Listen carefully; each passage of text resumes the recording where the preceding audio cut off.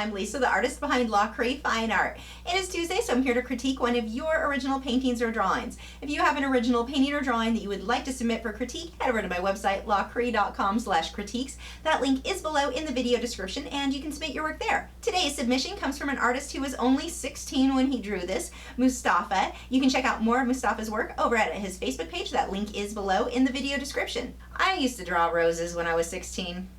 They didn't look like this. This is incredible. You did such a good job. You've got shading and very smooth shading. You've got beautiful detail. Really, really nice work on this one. So this is going to be a fairly short critique. My first tip is to hype up your contrast. You have your lights and your darks, bump it up even more. Now, part of that can be the photograph because it is hard to get good photos of graphite work, but if you can hype up that contrast just that bit more, get your darks darker, your lights lighter, that will make the work that much more striking and it'll pop out at the viewer that much more, which is a big deal. We really want the viewer to want to keep looking, and high contrast is one of the ways that you can do that. You've got the great detail, now let's just bump it up another level by hyping up that contrast. And you've already got all the hard work done. You've got this. All you're gonna do is continue to work on darkening up your darks. You can use an eraser to lighten your lights up just a bit, but it's not gonna take you that much longer to do, given that you've already gotten it to this point. My last tip, see, I told you it was gonna be a short critique. My last tip, which is huge for anybody who works in graphite or even colored pencil,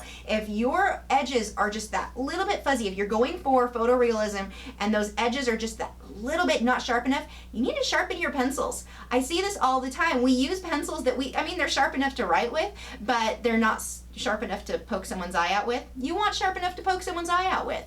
That's how sharp you need your pencils to be. When you get along your edges, they can be a little bit more dull when you're shading other areas, unless you're starting to get that grainy gritty look, then you'll want to sharpen them at that point too. But when you get to those edges where you want very crisp, clean edges, sharpen that pencil as much as you can get it. Super, super sharp, just for your edges between your lights and your darks, or in this case, where the petals are.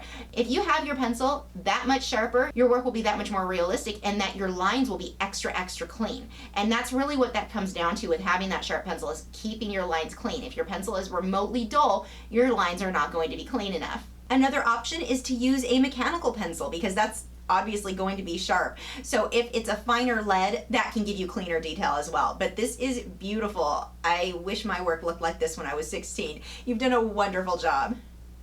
Thanks for watching. If you're new to my channel, I have new video critiques every Tuesday where I'm critiquing your original paintings or drawings, my own speed paintings, drawings, and tutorials every Wednesday, art Q&A videos every Thursday, and artist vlogs each weekend. So if you haven't already, I would love for you to subscribe so you don't miss out on anything. And you can follow me on Facebook, Twitter, Instagram, Google+. All of those social media sites are linked below in the video description where you can keep up with news, my newest work, and see real-time clips of whatever it is I'm currently working on. I'll see you guys tomorrow.